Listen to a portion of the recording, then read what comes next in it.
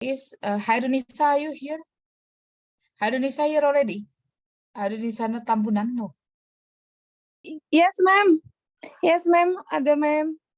Oh yeah, okay. So Hairunisa, I have already checked. I don't understand the title of your title and the text mentor. Jadi sebentar saya tunjukkan ya. Nggak paham saya. I don't understand what it means by saying this. Judulnya couple among Indonesian and Western. I don't understand this one. Oh, Tapi ya. saya tunjukkan sama kamu ya. Ini nanti kamu ambil teks mentornya itu begini. I will show you. This is the example. Let me share my screen. Nyarinya itu kayak begini. Sebenarnya kalau kamu udah dapat, could you allow me to share my screen?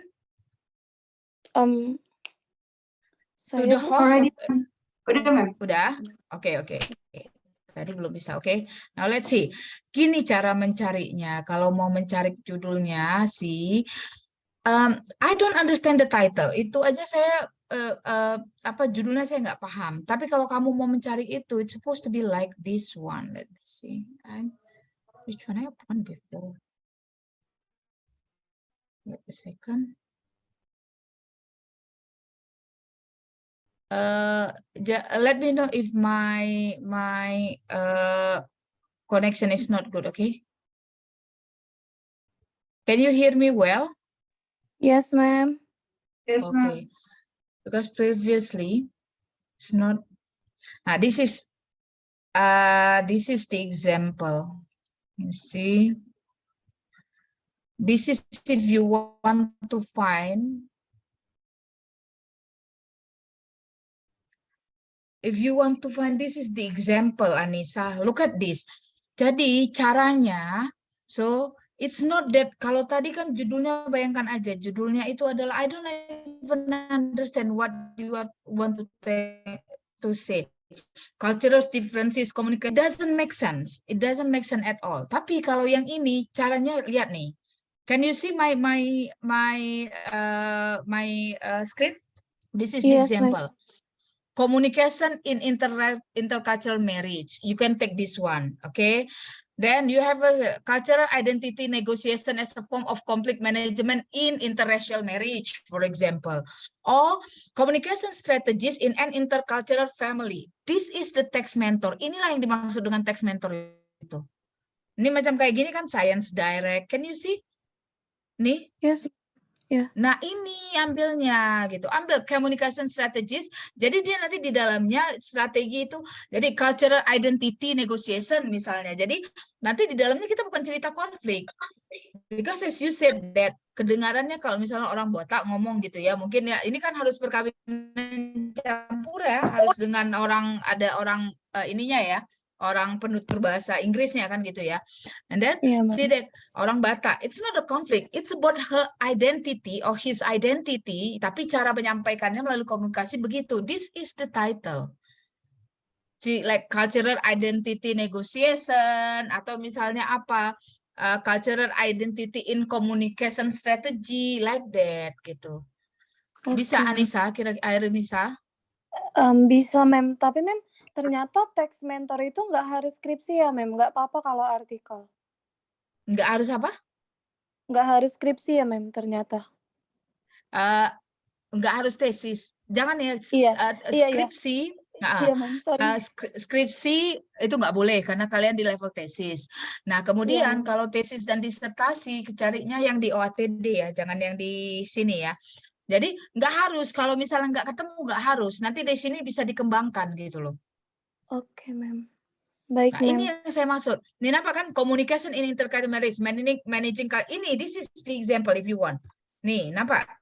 Communication in intercultural marriages, managing cultural identity. Ini yang saya maksud gitu loh.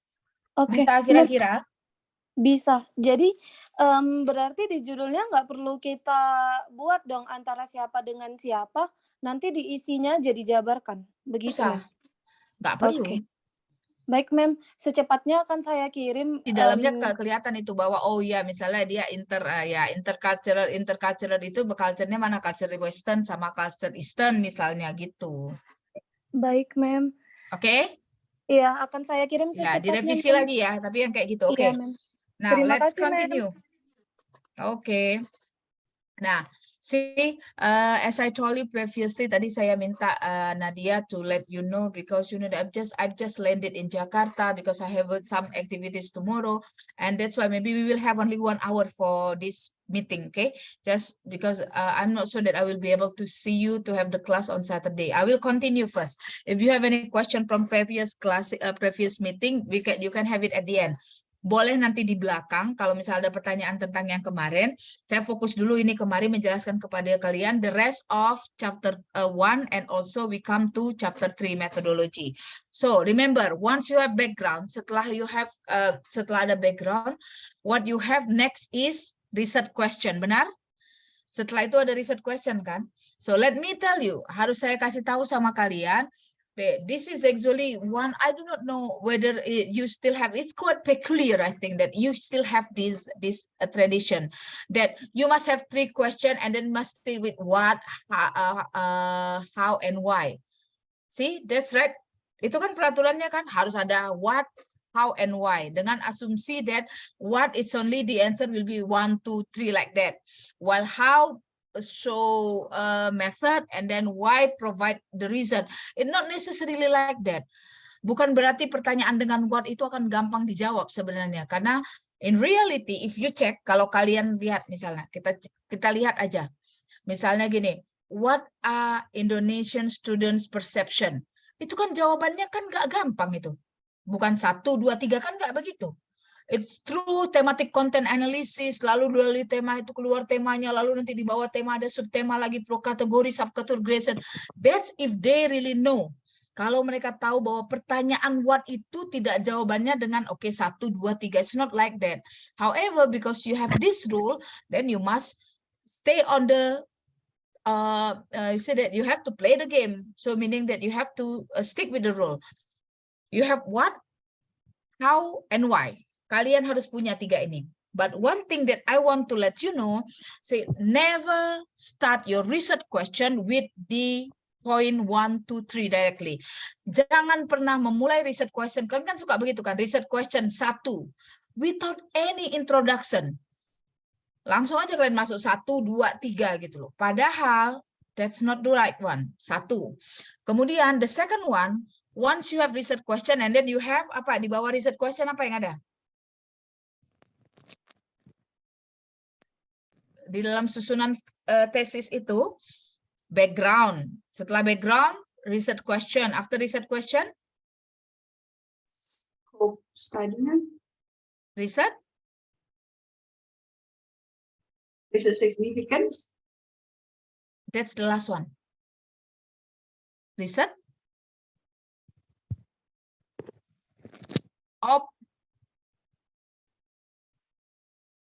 research objectives. Research objective, ma'am. Yeah. Objektifnya dulu baru dia signifikan. Nah, kecenderungan it always happen. Biasanya research question dengan research objektif kalian sama, benar? Nanti cuma diganti aja. Kalau misalnya what is, baru nanti to find out, pasti begitu. Sisanya sama ke belakang. Then you must avoid that one. Itu juga salah. Nah, so what's the right one? Begini dia caranya. Jadi research question, I will give you the example. Research question itu harus begini. Nih. Once you remember, setelah kalian kemarin itu punya apa namanya background of the studies, kan kemarin setelah background of the studies-nya udah disebutkan kira-kira apa gap-nya kan gitu ya, apa yang sudah ada ditulis orang, lalu apa yang belum ada sehingga kalian mau melakukan penelitian itu. Nah, kalau di jurnal kita akan mengatakan bahwa this research or this study was aimed to, kita kasih tahu tujuannya apa. Lalu, and the following research questions would guide this this study gitu. Jadi kalau di dalam tesis itu harus dipisahkan. Letaknya adalah di setelah background. Jadi gimana ininya, setelah kalian letakkan di atas itu apa yang jadi gapnya, lalu apa keterbaruan yang kalian tawarkan, and then you come with research question. Look at this, ini dia yang saya maksud. Nih, start with introduction. Paling nggak dimulailah dulu dengan introduction gitu loh. Jangan tiba-tiba satu, what are then? So you cannot start with research question number 1, what are cultural contents? No, you have to start with something. Misalnya katakan seperti yang sudah disebutkan sebelumnya, atau misalnya kultur memiliki peran yang sangat. It's up to you how you start something. Okay, and you say that in regards to the also to fill the gap stated in the previous session, for example, kalian mulainya dengan begitu. Jadi kalian mau mengatakan bahwa untuk menutup gap yang tadi sudah diidentifikasikan di subchapter sebelumnya atau di sesi yang sebelumnya, maka penelitian ini akan di-guide oleh beberapa research question, atau penelitian ini akan memiliki beberapa pertanyaan yang dia melingkupi persepsi siswa, kemudian alasan, for example ya, alasan-alasan siswa, dan secara detail pertanyaan itu akan diformulasikan sebagai berikut, and then you come with one, gitu loh. See? Do you get what I mean? Bisa nggak paham maksud yang saya maksud? Jadi jangan pernah menulis research question diikuti langsung dengan angka 1. Start with introduction. Pokoknya apalah di situ bikin dengan 1 atau 2 kalimat gitu loh. Oke, kemudian for this one, ini kebetulan example-nya kenapa dia memisahkan gitu ya. Karena datanya dia melakukan content analysis, dia melakukan analisa wacana, dia melakukan discourse analysis, dia melakukan analisa wacana, tapi dia juga menambahkan keterbaruannya adalah dia juga menambahkan interview. Jadi dia mau melihat bagaimana kultur digambarkan di dalam buku teks bahasa Inggris. Udah, setelah dia cari ininya, critical discourse-nya, lalu dia mau cari tahu apakah guru-guru itu memahami tidak gitu loh. Makanya dia ikuti dengan pertanyaan yang ini gitu. So in total, she's got 4 question. Dan dia memisahkannya. Dia jelaskan, to enrich this textual data analysis, I interviewed English language teacher educators, kemudian in doing so, the interview-based case study address the following question. Nah, itu yang dia bilang. Jadi kalau misalnya, karena dia menggunakan yang satu, dia melakukan analisa wacana, kemudian yang kedua, dia melakukannya dengan men-interview gitu loh.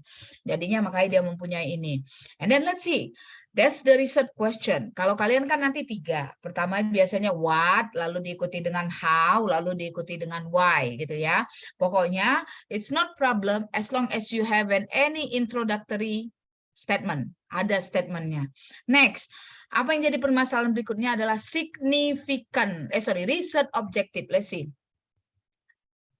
Research objective tidak boleh sama dengan research question. Kita lihat lagi di atas, this one, research questionnya kan gini.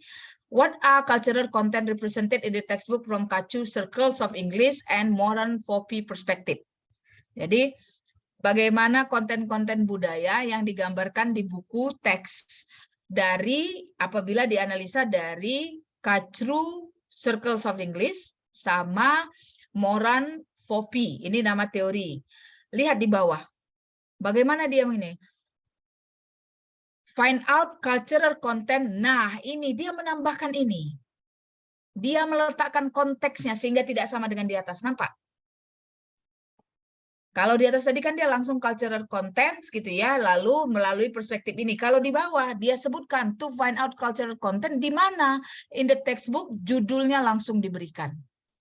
So, let me show it to you. Nah, kalau kalian misalnya lah katakanlah contohnya kalian mau menginterview atau mau mencari tahu bagaimana persepsi siswa terhadap guru yang native speaker dengan non-native speaker. Oke. Lalu your research question is number 1. To find out student perception atau to find out students to see students experience misalnya. To see or to investigate or to explore student experience in learning English with native and non-native English teachers. Itu, oke. Okay? So, questionnya sih, jadi pertanyaannya adalah what are students experience or what are Indonesian EFL students experience learning English with non-native and native teachers? That's the question.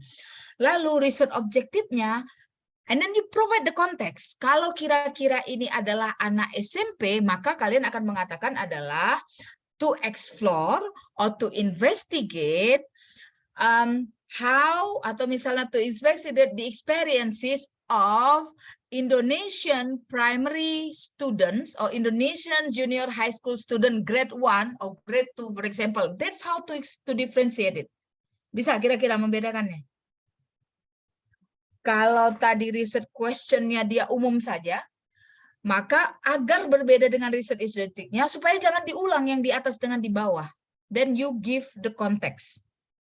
Kalau kayak gini kan dia tadi riset questionnya dia bilang dia mau mencari tahu nilai atau misalnya konten-konten budaya dalam buku teks melalui perspektif A dan B, itu riset questionnya.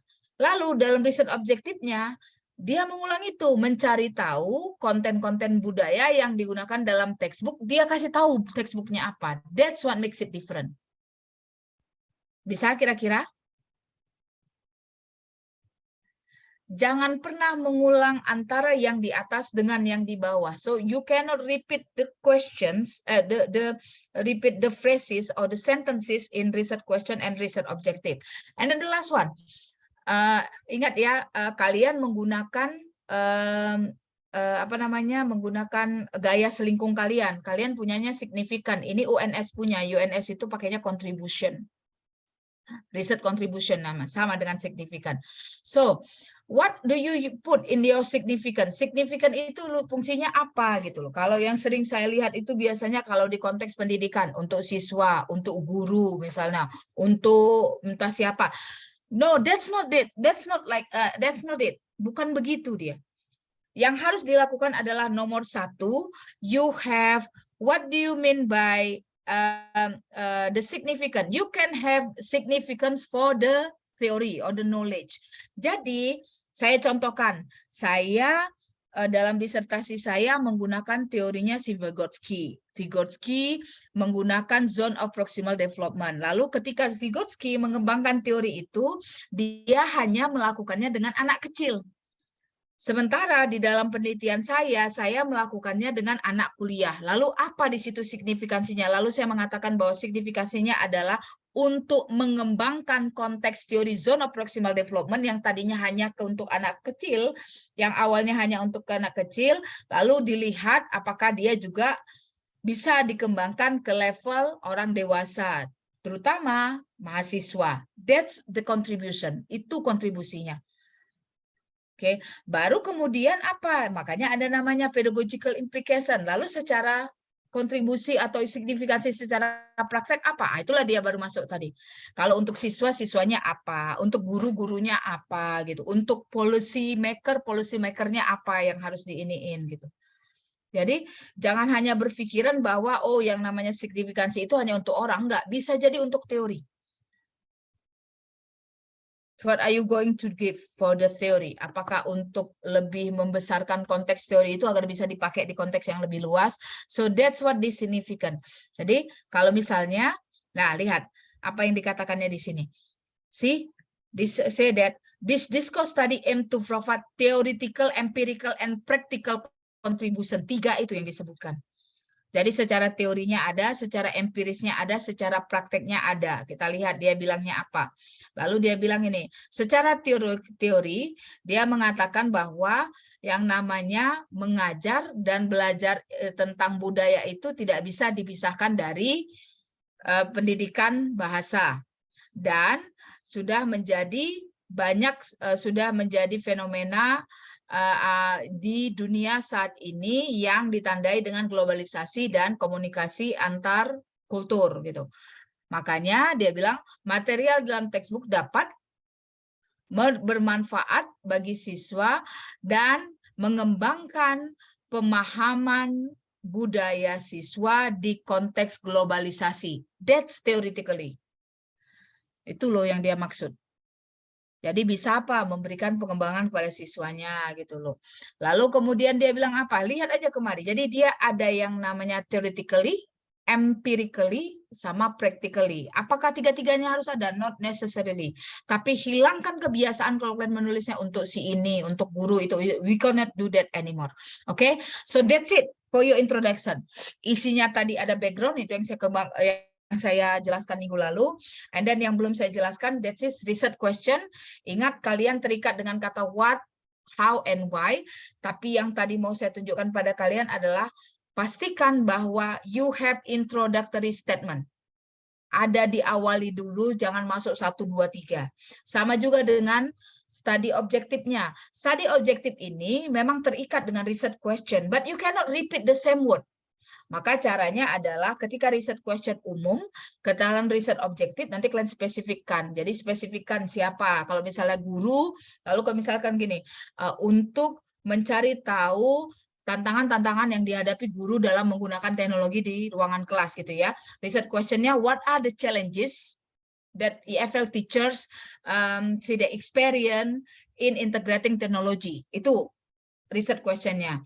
Tapi study objektifnya, you will put the context of the teacher. Jadi kalau misalnya to identify or to discover or to investigate the challenges that apa misalnya kalau dia guru SMA gitu.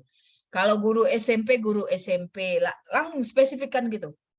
Oke, kalau tadi di atas kan nggak disebutkan, that's the difference. Itu yang membedakan di antara research question. Dan signifikannya tadi ada, you can have theoretically, practically, and empirically. So that's the first one. Itu untuk yang bagian chapter 1. Any question sampai di sini? Bisa dipahami sampai di sini? Apa yang maksudnya yang saya bilang yang harus dirubah dalam tradisi kita yang selama ini salah? Itulah dia, biasanya udah siap itu research question 1, 2, 3, nggak ada ngomong, nggak ada angin, nggak ada ujar, tidak dikontekskannya dengan yang di atas, tiba-tiba aja 1, 2, 3, orang kan bingung gitu kan. Makanya dikasih tahu lagi di atas misalnya, karena penelitian ini berfokus pada ini gitu ya, dengan bertujuan untuk memberikan kontribusi terhadap apa yang di atas tadi juga diulang gitu ya. Makanya penelitian ini penelitian ini akan mencoba menjawab 3 pertanyaan berikut, barulah 1, 2, 3 gitu loh. Baru kemudian nanti di dalam objektifnya berpatok pada pertanyaan research question yang telah disebutkan, maka tujuan penelitian ini dapat dijabarkan sebagai berikut. That's what I mean. Jadi bukan masuk 1, 2, 3. Oke, ada pertanyaan kira-kira? Yeah, ma'am, I have a question, ma'am. Yes. My thesis title is about gender bias in the textbook, ma'am. Berarti di title-nya nggak usah disebutkan judul bukunya, tapi di research question-nya muncul nama bukunya ya, ma'am. Berarti di research question-nya bukan di research question, di objektif. Research question-nya nggak usah. Oh, oke, ma'am. Kan supaya dia pisah tadi, supaya dia beda antara research question dengan ini kan? Oke, ma'am. Oke, ada lagi kira-kira pertanyaannya? Kemudian untuk related, untuk kayak tadi ma'am kan ada mentioning related teori gitu ya, ma'am. Itu harus saya cari diusahakan juga di objektif atau kalau nggak ada nggak apa-apa gitu. Ya, jadi misalnya gini, caranya kalau misalnya teori yang mengatakan bahwa kan gini, kalau teori itu kan mengatakan bahwa gini, bahwa yang namanya textbook itu membawa nilai-nilai ideologi di dalamnya. Jadi tidak hanya mengajarkan konten, tapi dia juga mengajarkan nilai ideologi, dan mengajarkan norma kan gitu kan. Makanya dengan menganalisa bagaimana gender bias digambarkan akan dapat mempertajam pemikiran kritis siswa terhadap peran gender di contemporary contemporary world misalnya gitu loh, yang kayak yang tadi gitu. Itu kan secara teori, itulah dia maksudnya kayak gitu. Bisa kira-kira? Oke, ma'am, saya coba dulu. Ya, itu dia misalnya kan dia fungsinya bahwa yang namanya buku itu ada mengandung nilai ideologi di dalamnya. Maka kalau kita mencari tahu ini dengan menganalisa secara ini gitu, maka kita akan coba membawakan pemikiran kritis kepada siswa untuk melihat bahwa peran gender itu di dunia contemporary ini gitu loh. Gitu dia maksudnya. Oke, ada lagi kira-kira? Oke. Nah, oke. Nah, kalau misalnya kalian sudah duduk dengan research with your background of the study, kadang mungkin kalian berat terlalu memikirkan, oh iya bisa jadi nanti misalnya lead review kalian sedang berjalan. For me, saya kalau sudah selesai pada awalnya, ketika saya selesaikan background, saya langsung lompat dulu ke mana metodologi. Karena ini sebenarnya yang paling gampang. Do you know why? Kenapa saya bilang paling gampang? Karena kalian bisa mencontoh langsung punya orang lain bulat-bulat. Sih? Kan kalian bisa tinggal ambil. Maksudnya nggak misalnya pentingnya mesti utuh dari satu teks mentor ya.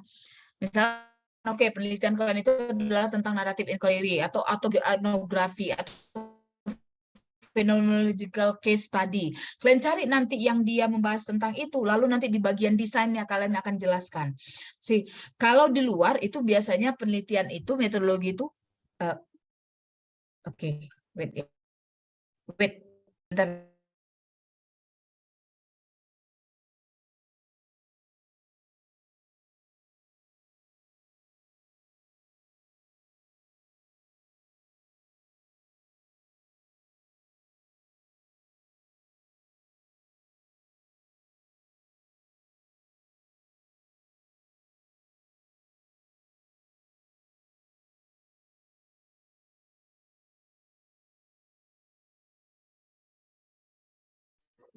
Oke, sorry. Nah, jadi misalnya gini, kalian mau ngambilnya fenomenological etnografi misalnya gitu. Tinggal kalian cari aja disertasi yang di OATD, cari yang dia disertasi atau tesis yang dia seperti itu. Tinggal kalian pindah bulat-bulat. But you must rephrase, harus kalian rephrase. But what's the key? Saya kasih tahu kuncinya ya sama kalian ya. Nomor 1, lihat, it depends on your analysis. We cannot have similar pattern for all. Kita nggak bisa punya sama polanya di dalam bab 3 itu. Jadi kalau kualitatif kuantitatif saja sudah berbeda gitu. Remember, if you have population and sample in quantitative, we cannot have that. We have participant. Kan itu kan? Itunya saja sudah berbeda. And then the next one, apalagi yang berbeda? Kalau seandainya kalian punya critical discourse analysis atau analisa wacana. Analisa wacana itu apa? Kalian menganalisa buku, kalian menganalisa pidato seseorang. Nah, itu kan di situ tidak ada partisipan yang terlibat. Maka dia tidak akan ada lagi istilah partisipan. Makanya namanya misalnya apa? Riset design, kemudian misalnya apa? Data and data source, kemudian apa? Kemudian you don't have instrument of data collection. Tidak ada instrumennya kalau dia CDA. Critical discourse analysis nggak punya instrumen. Yang ada apa misalnya? Jadi kalau misalnya tadi riset konteks gitu. So be very careful. Tak bisa kalian pindahkan bulat-bulat dari semua metode yang ada di dalam misalnya kalian lihat punya senior kalian misalnya ada riset desain. Setelah riset desain lalu kemudian di bawahnya dia punya misalnya partisipan, kemudian misalnya data collection, kemudian di bawahnya misalnya data analysis gitu. Kalian melakukan CDA itu tidak berlaku karena dia di situ tidak ada partisipan. So be very careful ya. Saya akan cerita tentang yang garis besar aja. We start with design. What should you provide in design? Apa yang harus kalian letakkan di dalam desain? So yang harus pertama sekali kalian letakkan itu adalah you need to give the name of your design and then the approach and the design specifically. Bisa nggak mengatakan bahwa this is a qualitative research? Qualitative research itu lebar, terlalu lebar. Sama dengan mau mengatakan this is a quantitative study. Quantitative study ada yang namanya apa? Ada namanya quasi experimental, kemudian ada ex post facto, kemudian ada yang namanya eksperimen.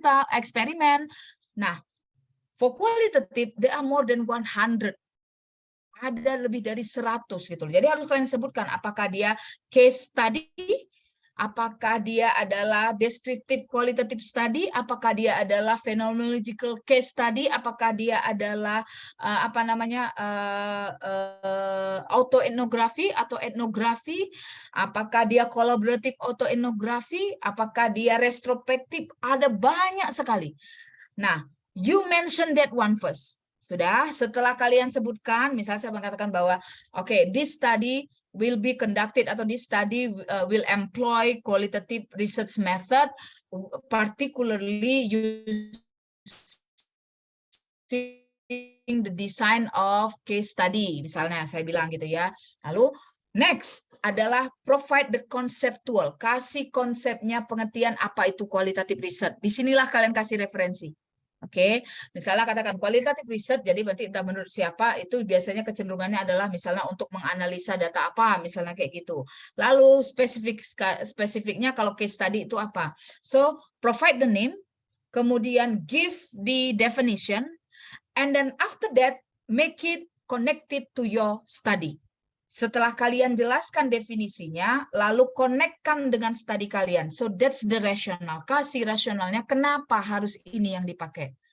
Lalu kemudian, karena tujuan penelitian ini adalah untuk mengeksplorasi bagaimana pengalaman guru di dalam menerapkan ini, maka case study atau qualitative study dianggap yang paling pas untuk melakukan penelitian ini. Kenapa? Tadi udah dijelaskan definisinya.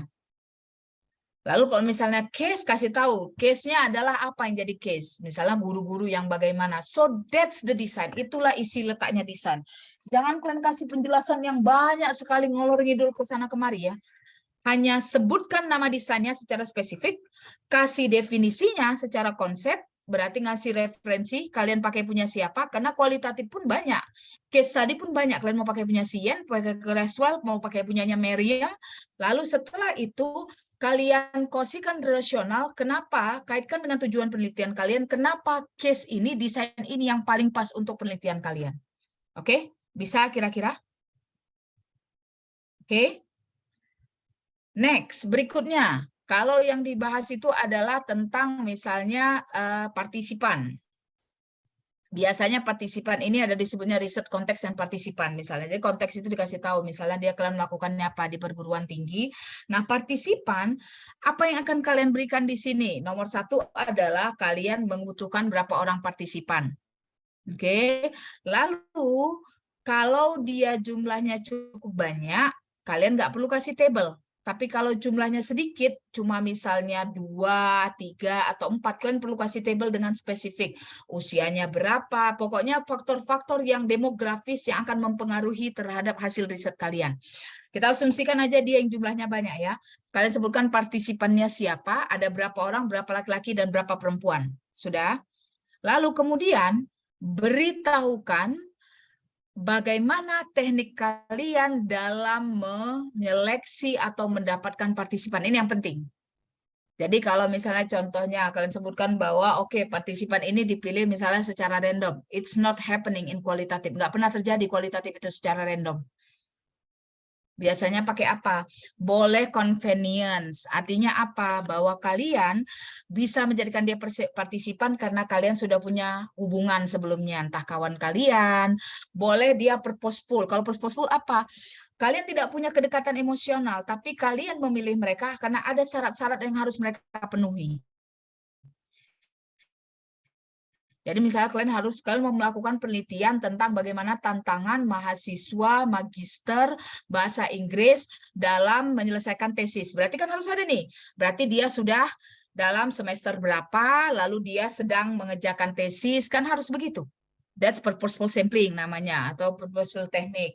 Lalu kemudian ada apa lagi? Snowball. Nah, snowball ini biasanya kalau partisipan dengan dia yang bentuknya atau biasanya dia konteksnya amat sangat amat sangat terbatas dikarenakan mungkin karena kayak masalah tabu. Saya contohkan saja perempuan dengan HIV, kalian mau mencari tahu dengan ini, orang kan nggak akan mau ngasih tahu.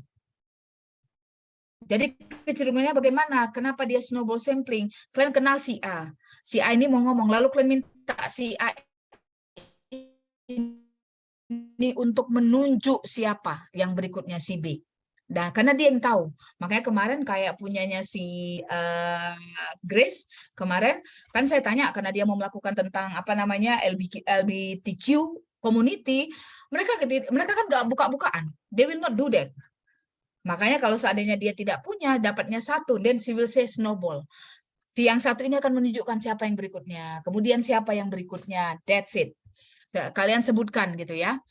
Lalu kemudian, nah, kalau tidak ada ethical consideration, kita tidak punya itu biasanya. Maka kalian harus sebutkan di dalam partisipannya bahwa partisipan identitasnya kalian lindungi.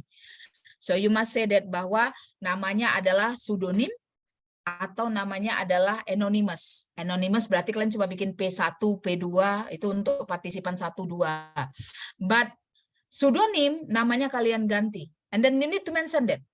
Kalian katakan bahwa untuk menutupi identitas asli partisipan atau untuk etikalnya, untuk memenuhi syarat etis atau untuk persyaratan etisnya, maka nama partisipan tidak digunakan, nama asli partisipan tidak digunakan, tapi adalah pseudonym gitu. Itu harus kalian sebutkan. Inilah alasannya kenapa tidak boleh menyebutkan nama sekolah, nama tempat secara langsung. Ethical consideration. Oke.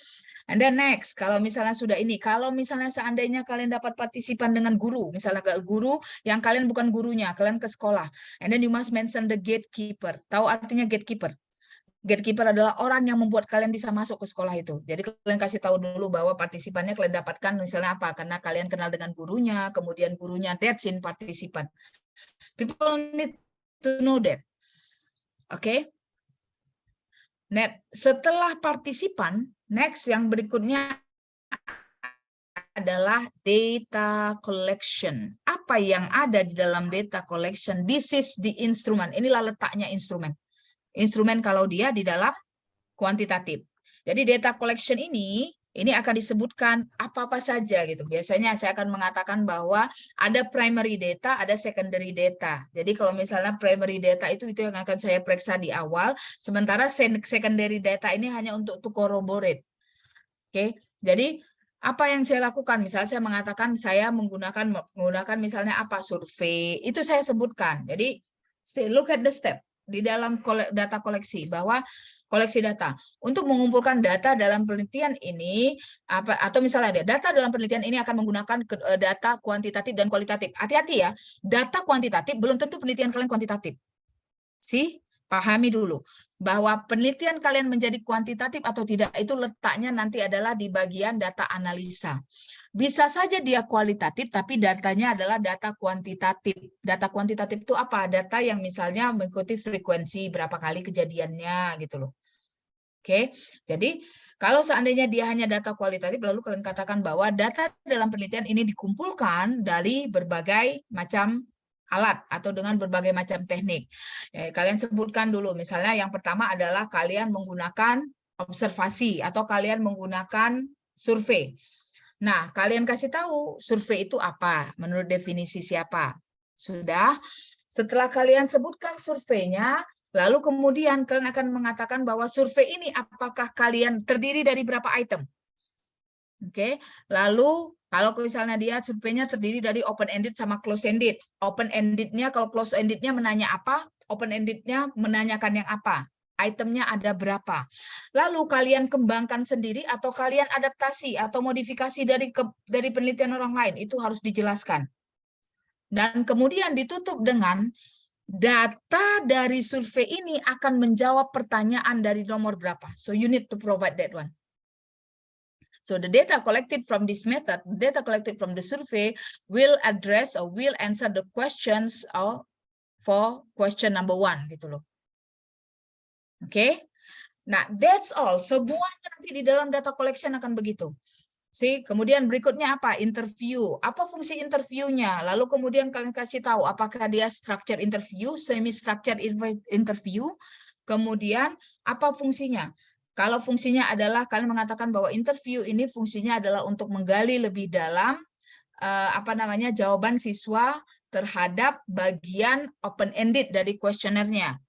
Makanya interview akan dilakukan ketika analisa data yang dikumpulkan dari survei sudah selesai dilakukan dan pertanyaannya akan berbasis pada itu gitu loh.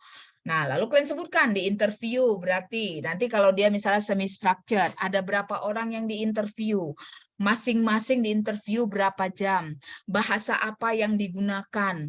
Kemudian convenience-nya di mana dia diadakan. Jadi that's the place, itulah letaknya. Kalau kalian secara face to face atau dia selalu melalui online meeting. Tuh. Bisa aja kalian menginterview pakai WhatsApp, pakai voice note. Jadi kalian tanya, nanti dia jawab, kapan dia dengar dia jawab gitu loh pakai WhatsApp. So explain that all. Lalu kemudian setelah kalian jelaskan interviewnya segala macam, balik lagi tutup dengan data dari interview ini akan kalian gunakan untuk menjawab pertanyaan nomor berapa dari research question kalian. Oke, bisa kira-kira?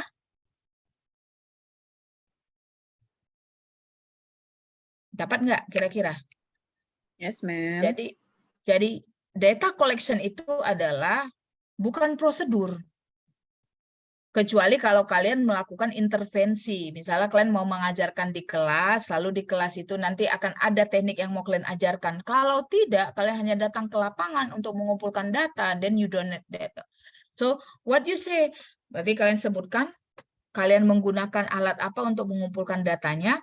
Ingat, dalam penelitian kualitatif ada namanya triangulation of data, bahwa data itu dikumpulkan dari alat yang berbeda.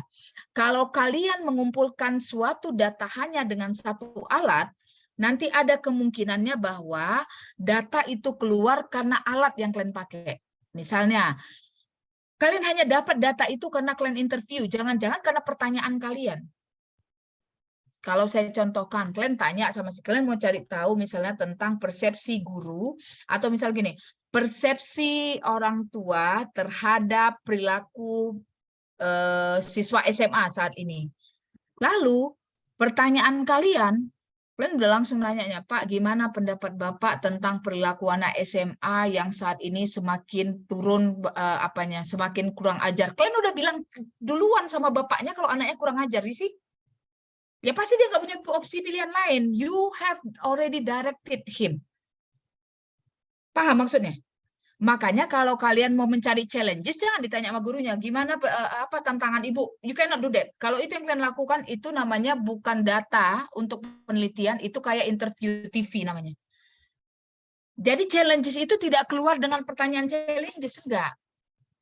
Kalian akan menanyakan aja, misalnya gini, oke, bisa diceritakan nggak pengalamannya ini? Nanti ketika dia bilang, iya, tapi saya kesusahan, kadang nggak ada internet. That's the challenge. Dia nggak keluar dari pertanyaan kalian. Makanya ada namanya tematik konten analisis, harus dianalisa kontennya. Maka ditema-temakan gitu. Tapi kalau pertanyaan kalian, ya Pak, kira-kira apa aja tantangannya? Udahlah, habislah keluarlah 1, 2, 3, that's it. Berarti dia bukan keluar dari datanya, nggak keluar dari situ gitu. Do you get what I mean? Paham maksudnya? Kalian udah tanya sama gurunya, Bu, apa kira-kira Ibu, pendapat Ibu misalnya menggunakan game ini, apa kira-kira manfaatnya, Bu? Gitu. Udahlah, habislah manfaatnya. Tapi kalau misalnya diceritakan gitu, Bu, bagaimana pengalaman Ibu setelah menggunakan game? Lalu dibilangnya, oh iya, pakai game ini saya melihat bahwa anak-anak jadi lebih semangat belajarnya. Kan kalian tidak mengatakan manfaatnya. Dia yang mengeluarkan sendiri gitu. Lalu kan nggak boleh mengarahkan, Bu, apakah menurut Ibu ada perbedaan dalam hal dinamika kelas atau interaksi di dalam kelasnya sebelum dengan Ibu sesudah menggunakan game ini? Nggak kalian tanya, Bu, apakah anak-anak ini jadi lebih semangat ininya? Kalian sudah mengarahkan dia untuk mengatakan lebih semangat gitu loh. You cannot ask that. Apa yang kalian tidak tanyakan dalam research question, you cannot ask that in your interview. Bisa kira-kira? Bisa dipahami nggak? Bisa, Mem. Ya, tidak boleh keluar pertanyaan research question itu di interview kalian. Makanya harus hati-hati gitu. Nah, makanya dibilang kenapa harus ada data triangulation, data source triangulation, bahwa data yang masuk itu tidak boleh berasal dari satu sumber. Kalau kalian cuma menginterview saja, jangan-jangan data itu keluar gara-gara pertanyaan interview kalian. Makanya kalau kalian mengumpulkan data dengan menggunakan 3 alat, survei, interview, and observation, datanya keluar dari 2 alat ini berarti sudah terpenuhi triangulation-nya. Tapi kalau cuma datanya keluar di 1 alat, buang data itu, you cannot use that. Kalau keluarnya dari 3-3 lebih bagus lagi, karena nanti dalam temuannya kalian akan menggunakan itu. Bahwa di dalam temuan kalian nanti data itu tidak boleh berasal dari interview aja semuanya gitu. Bisa dari kuesioner, bisa dari observasi, itu yang menunjukkan bahwa this phenomenon is happening. Memang terjadi gitu loh. Jadi that's the data collection. Lalu kemudian analisa data. Next, yang analisa data ini yang penyakit yang sebenarnya paling saya sering sakit kepala kalau sudah membaca tesis di mana-mana gitu loh. Apa kecenderungan kalau siswa Indonesia mengatakan analisa data? Kalau udah kualitatif pasti Miles dan Huberman. Selalu gitu. Miles dan Huberman, dengan menggunakan 4 kata, data display, data representation, data pasti selalu begitu. That's not the problem. Bukan itu masalahnya. Permasalahannya adalah kalian tidak mendetail apa yang dilakukan di dalam data representation. Apa yang kalian lakukan dengan data collection? Apa yang kalian lakukan dengan data display? Padahal gitu, sama kalau misalnya saya selalu mencontohkan gini, kalau saya bilang gini bahwa oke, cara memasak Indomie, saya akan memasak Indomie ini dengan mengatakan dengan menggunakan 3 proses yang diusulkan oleh si D. Yang pertama itu adalah persiapan, yang kedua itu adalah bagian masak, kemudian yang ketiga itu adalah penyajian. That's it. Nggak kalian sebutkan apa yang dilakukan di bagian masak itu. Apa yang dilakukan di bagian persiapan. That's what usually students do. Biasa mereka lakukan. Pokoknya cuma Miles Huberman 1, 2, 3. Dikasihnya definisi ini adalah ini. Paling bukan itu yang mau saya lihat atau orang lihat. Yang mau dilihat orang adalah ketika kalian menggunakan metode Miles Huberman. Oke. Dia menggunakan misalnya 4 langkah. Oke. Atau dia misalnya menggunakan 3 langkah. Langkah 1A. Jangan kasih definisinya. Yang dibutuhkan adalah apa yang kalian lakukan untuk langkah 1 ini. Jadi kalau misalnya saya mengatakan bahwa saya menggunakan misalnya frequency count, apa yang saya lakukan?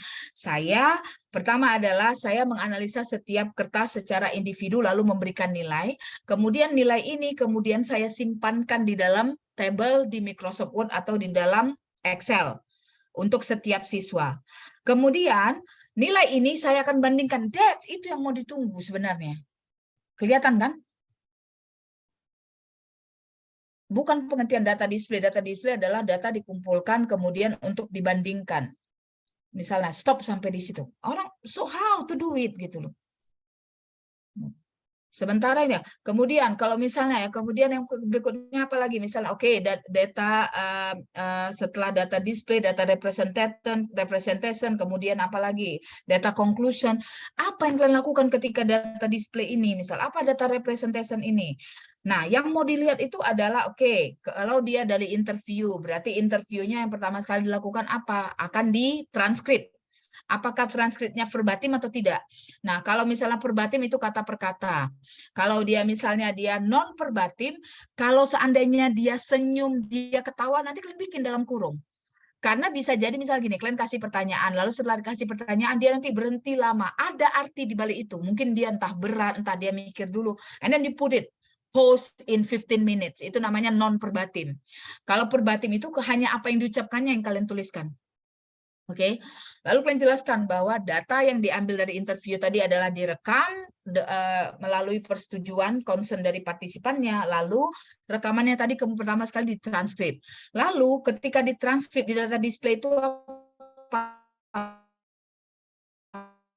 kemudian dilihat dulu, dibaca, lalu kemudian yang berikutnya adalah mulai dari memisah-misahkannya, misalnya mengkodenya dahulu dari mulai kata per kata. Jadi misalnya dia mengatakan kata suka. Kata suka atau yang mirip dengan kata suka ini berapa kali kejadian, tandai. That's the coding namanya. Ada pre-coding, ada initial coding, ada final coding. Jadi dianalisa dulu dia di level kata, baru dia dianalisa di level kalimat. Lalu setelah tadi dianalisa di coding, kalau saya kemarin saya menggunakan color coding. Setelah saya coding, lalu saya katakan coding-coding ini kemudian saya ciptakan menjadi subkategori agar bisa keluar menjadi kategori. Itu yang ditunggu yang hampir tak pernah ada di dalam tesis atau disertasi yang ada di Indonesia. Dia nggak ngasih tahu, dia apain gitu datanya. Masa di interview, oke, setelah di interview kalian apain data interview itu? Berarti kan harus ditranskrip dulu, transkrip kemudian apa, di display, apa dibaca. Kalau kalian memang menggunakan aplikasi, kasih tahu pakai NVivo. Setelah ditranskrip kemudian dikasih di NVivo. NVivo akan memetakannya. Nah, kalau tidak, kalau dia manual coding, saya manual coding, apa yang dilakukan? Itu yang saya lakukan. Saya bilang, saya baca dulu secara keseluruhan, kemudian berpatokan pada apa? Saya pakainya Creswell, berpatokan pada pertanyaan. Fokus saya adalah mengkelompok-kelompokkannya berdasarkan dari pertanyaan yang saya ajukan. Kemudian di level pre-coding, saya kemudian menganalisanya dulu, menggarisbawahi kata-kata yang berulang, yang dia di level kata atau frasa. Setelah itu baru naik ke level kalimat misalnya. Nah gitu loh. Lalu kemudian itu namanya initial coding. Initial coding ini nggak boleh langsung disimpulkan. Saya harus lagi ke final coding, ke coding berikutnya, diulang lagi dibaca. Prosesnya iteratif. Apa artinya iteratif? Bahwa proses ini akan berulang terus sampai tidak ketemu lagi ada yang baru dari temuannya. That's it, itulah temuan kalian. Nah, itu yang mau dijelaskan di analisa data. Makanya saya bilang tengok disertasi orang. Kalau disertasi orang itu yang di OATD ya, cenderungnya lihat disertasi saya. Itu dia disebutkan stepnya apa, saya tunjukkan bahwa saya pakai tabelnya kayak begini, apa yang saya masukkan di dalam tabel. Lalu kemudian apa di bawahnya nanti yang terakhir itu adalah trustworthiness kalau kualitatif. Kalau dia kuantitatif ada validity and reliability. Apa itu trustworthiness? Disinilah levelnya, kan orang katakan gini, enak ya kalau misalnya dia cuma kualitatif, ya udah dia baca, kemudian dia interpretasikan, ya udah dia temuannya. No, we cannot do that. Itu nanti yang namanya lonely researcher bias. Artinya apa? Ya udah dia analisa sendiri, tak ada yang mengontrol analisa dia gitu. Makanya ada trustworthiness. Trustworthiness itu apa? Saya menganalisa datanya, saya analisa sendiri. Lalu saya menggunakan yang namanya peer debrief.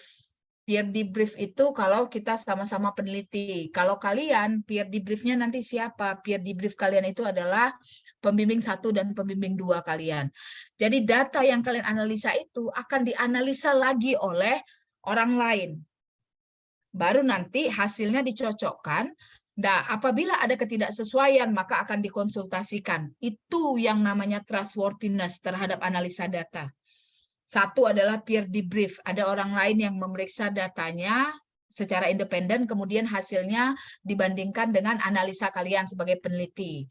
Kedua adalah member check. Member check ini adalah kalian menginterview orang, lalu transkrip hasil interviewnya dan interpretasi kalian terhadap interview itu kalian kasihkan lagi kepada orang yang kalian interview. Namanya member check. Jadi kalian tanya lagi sama dia, benar nggak ini maksudnya gitu. Kalau benar interpretasi kalian, berarti kan benar kan? Karena dia yang ngomong, dia yang tahu gitu loh. Tapi kalau dia bilang salah, so that's what is called by member check. Kemudian apalagi yang berikutnya? Kalau nggak pakai member, tadi data source triangulation ya, bahwa dia menggunakan data dari berbagai sumber. Kemudian ada data analysis triangulation. Data itu dianalisa oleh lebih dari satu orang gitu loh. Oke. Kemudian tadi ada member check. Kemudian apalagi bisa yang dilakukan misalnya yang bisa dilakukan adalah dengan menggunakan ahli. Kalau tidak ada orang yang dia peer, kalian boleh pakai tenaga ahli untuk mengeceknya. Nah, inilah alasannya kalau dia ujian reading dengan ujian misalnya reading atau grammar, itu kan kalian ada kunci jawabannya kan, ada A, B, C, D. Kalian nggak perlu peer debrief, nggak perlu orang lain yang meriksa, satu orang cukup karena ada kunci jawaban. Tapi ujian speaking dan ujian writing itu tidak akan bisa dicek oleh satu orang karena sangat subjektif. Makanya di ujian TOEFL atau di IELTS hanya ada 2 dia yang namanya rater. Maka satu hasil itu akan diuji atau diperiksa oleh rater 1 dan oleh rater 2. Kalau dalam penelitian, maka kalian researchernya rater 1, kalian harus cari orang yang punya kompetensi untuk jadi rater 2-nya. Nah, rater 1 dan rater 2 ini harus menggunakan tolak ukur yang sama. Oke. Nah, tapi tetap aja di situ pasti ada subjektivitas. Apabila si rater 1 itu memberikan nilai 75. Rater 2 ngasih 80. Ini nggak terlalu jauh jaraknya. Tinggal lihat aja nilai tengahnya. Tapi rater 1 kasih 60, rater 2 kasih 90, terlalu jauh jaraknya. This is what happened dengan apa? Dengan yang coding tadi. Kalian mengcoding, udah kalian coding sendiri gitu kan. Makanya butuh orang lain juga mengcodingnya, baru kalian cocokkan gitu. Nah, ini namanya adalah inter-rater reliability. Jadi artinya apa? Inter-raternya dicek oleh 2 orang yang berbeda sehingga tidak terjadi lonely researcher bias. Apabila ada perbedaan yang signifikan akan dicari pihak yang ketiga untuk menyelesaikan permasalahannya atau dinegosiasikan antara rater 1 dengan rater 2. So research design, research context and participant, Data collection, data analysis, trustworthiness. That's in your methodology. Inilah yang ada di dalam metodologi. Jadi selalu yang dibutuhkan itu, we don't need konseptual. Hampir rata-rata kalau saya sudah menguji punyanya anak USU, itu pasti nanti kayak gitu. Semua gitu, pakai Miles dan Huberman. Lalu dia pakai ini, Miles Huberman tahun ini, ada data ini. Lalu saya tanya, what are you doing actually there? Nggak bisa dia jawabnya. Saya nggak tanya kalian misalnya, oh apa pengertian data display? Nggak, sama kayak tadi. Saya mau masak Indomie pakai 3 proses yang disarankan si A. Proses yang pertama persiapan, proses yang kedua adalah memasak, proses yang ketiga adalah penyajian. Lalu dia kasih ya, proses yang pertama itu yang waktu persiapan. Persiapan adalah, dia kasihlah definisinya. Bukan itu yang saya tahu, yang saya mau. Yang saya mau adalah, what do you do in that process? Lalu dia bilang bahwa di proses persiapan yang pertama sekali dilakukan adalah ambil piring, kemudian dibuka mie-nya, lalu keluarkan bungkus bumbunya kemudian digunting, ditaruhkan di piring yang di posisinya dipisahkan dengan minyaknya, lalu sambil menunggu air dimasakkan. That's baru saya tahu. Oh, jadi ini yang dia lakukan. So other people know if they want to imitate, want to replicate your study, itu fungsinya. Apa yang kalian lakukan gitu? Itu yang hampir tak pernah ada di dalam data analisa. Oke, bisa kira-kira? Any question? Ma'am, izin saya Ya. bertanya, Ma'am. Saya ingin bertanya terkait partisipan. Sebenarnya bagaimana cara yang tepat untuk menentukan jumlah partisipan, Ma'am? Apakah memang ada rumusnya atau bagaimana, Ma'am? Begitu, Ma'am. Nggak ada.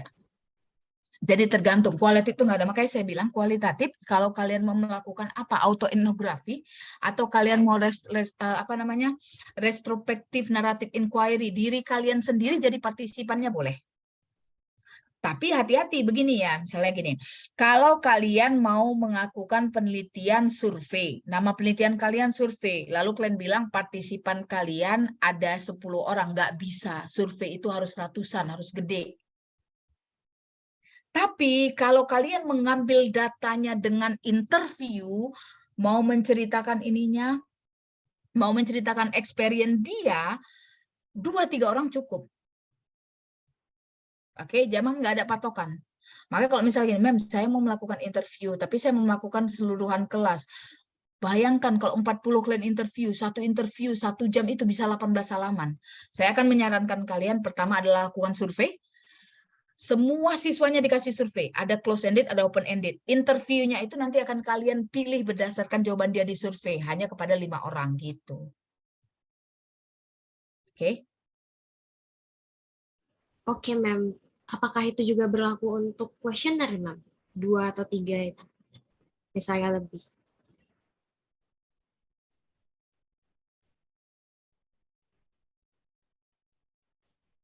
Bagaimana, Ma'am? Masih tertutup, Ma'am. Mic-nya. Oke, wait a second, oke, bentar ya. Oke, baik, Ma'am. Maaf, Ma'am.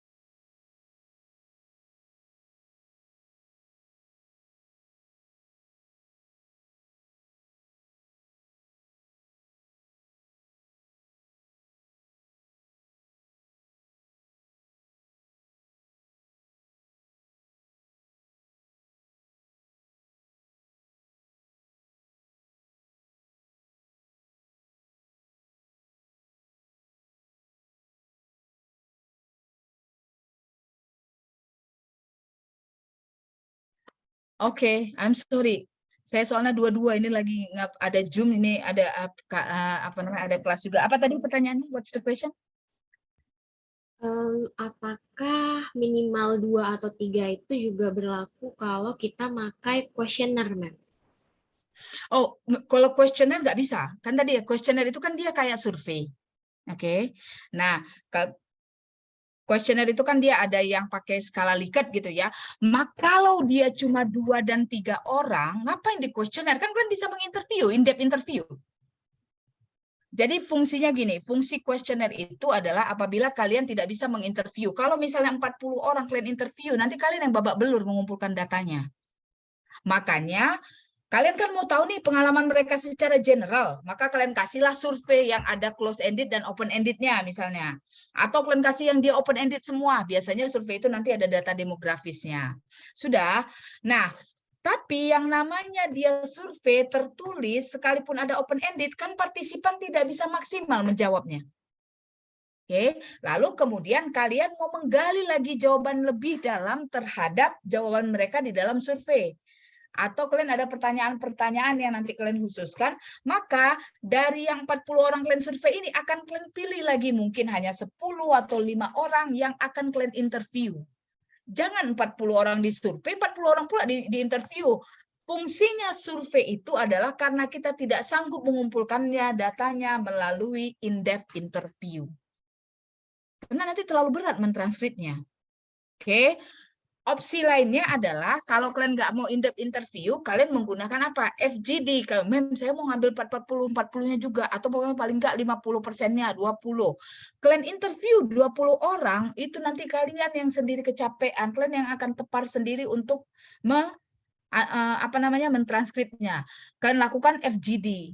FGD, focus group discussion, adalah kalian ambil 20, tapi kalian nggak interview satu persatu. Kalian menginterviewnya, kalian akan bertanya dalam kelompok, misalnya kalian bikin 10 orang, lalu, nah kenapa FGD ini beda dengan interview? Kalau interview kan kalian dengan mereka langsung, ada jawaban-jawaban yang mungkin mereka tidak akan mau mengucapkannya kalau di FGD gitu, ada orang rame, itu satu. Kemudian ada lagi nanti jawaban-jawaban yang jangan-jangan itu bukan jawaban dia, tapi karena dia terinspirasi jawaban orang, dia jawab itu gitu. Itulah kekurangan dari FGD gitu loh.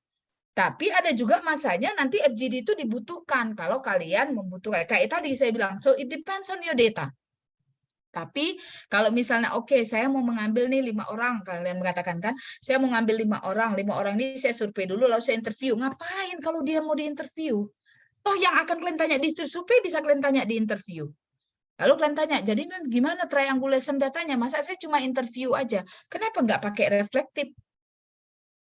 Kalian suruh mereka menulis reflektif, atau misalnya kalian suruh misalnya apa, pakai foto voice, atau kalian pakai yang lain gitu. Jangan survei dengan interview. So that's it, itu dia maksudnya gitu. Jadi kalau misalnya dia naratif inquiry, lalu kalian cuma mau 2 orang, jangan lagi kalian interview, ambil datanya dari apa? Jangan lagi kalian survei, ambil datanya dari interview, kemudian apa, artefaks, kemudian apa, teaching diary-nya atau diary dia, karena kan cerita masa lalu dia gitu loh. Kalau misalnya artefak atau dokumen itu apa? Foto-foto dia dari masa lalu gitu. Itu kalau naratif inquiry, ingat ya, naratif itu artinya bercerita. Jadi kalian mau tahu bagaimana seorang guru itu bisa menjadi guru sampai saat ini gitu. Dia kan pasti otomatis akan bercerita dari belakang kan gitu kan. Makanya dibutuhkan di interview dia itu ya untuk dia kan mengingat yang lalu itu bagaimana. Ditambah dengan apa lagi? Misalnya ada dokumen-dokumen dia, kemudian catatan teaching diary dia, kemudian foto-foto dia, kemudian materi yang dia pakai gitu. So that's your data triangulation gitu loh. Oke, bisa? Oke, baik. Thank you ya, Mem. Oke, ada lagi pertanyaannya? Mem, izin Mem mau tanya. Ya. Perihal data juga, Mem. Itu tadi kan kayak yang kuesioner, survei dan lain-lainnya. Jadi kalau dalam bentuk wacana, Mem, teks gitu seperti misal kita ambil buku, terus ataupun pidato, ataupun yang berkaitan dengan teks lah gitu ya, Mem ya. Itu caranya gimana, Mem, biar tidak Data misal kalau triangulation ya? iya. gitu, Mem. Inilah yang saya bilang kemarin, kan ada kalian yang misalnya gini, tentang note bunuh diri misalnya gitu. Ada berapa note-nya? 1, nggak bisa. Remember? Ingat nggak? Iya, Jadi kalau misalnya kalian mau ngambil data dari misalnya apa, tentang stand up comedian, jangan cuma 1 video gitu loh. Itulah data triangulation-nya.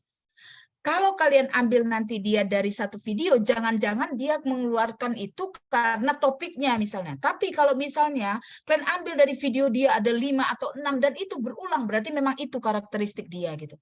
Bisa dipahami kira-kira? Makanya kan kemarin kan ada yang bilang, oh ya Mem, saya mau menganalisa misalnya apa, pidatonya Obama gitu loh. Jangan cuma 1 pidatonya gitu.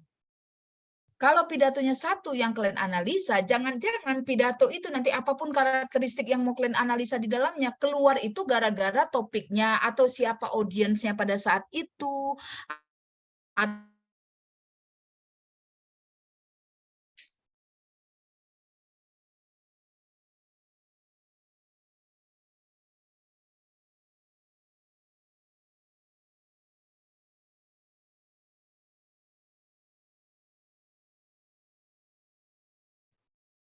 Dia yang naik siapa? Yuri ya?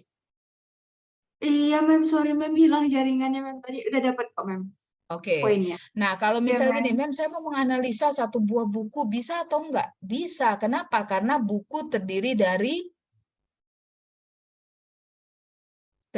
dari beberapa bab dan beratus halaman. Itulah dia alasannya.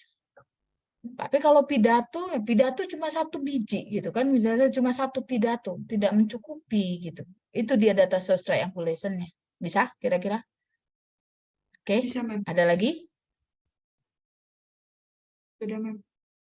Sudah? Sudah semuanya? Sudah, Mem. Okay, so I'm very sorry that I cannot check your manuscript this week. Tapi nanti insya Allah pertemuan kita minggu depan saya akan sudah mulai meminta kalian untuk display, so I can give you comment. Jadi sudah yang udah bisa menulis, saya bisa kasih sama kalian komennya bahwa oke, ini antara paragraf 1 dengan paragraf 2 nggak nyambung, harus ada di bridge antara ini dengan ini misalnya gitu. Atau kalian misalnya judulnya kok yang ini, entah apa judul kalian, entah apa nanti pembukaan kalian misalnya, I will provide you with that. Oke? Kira-kira? So, any other question? Sudah?